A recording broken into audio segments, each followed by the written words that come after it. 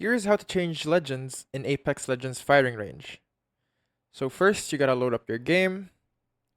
And once you're in the lobby, click the game mode, select the game mode, and then click on firing range. Click on ready. Wait for it to queue up. And wait for it to load.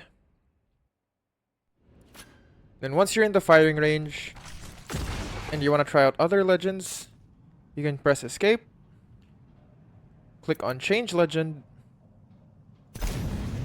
And select the legend you wanna try out. If Kuben Bliss couldn't kill me in the Thunderdome, do you really think a flesh wound here could? Alternatively, you can also hold escape to change your legend,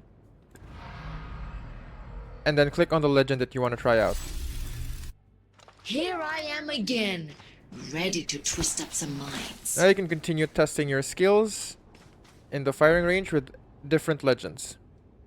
That is how to change legends in Apex Legends firing range.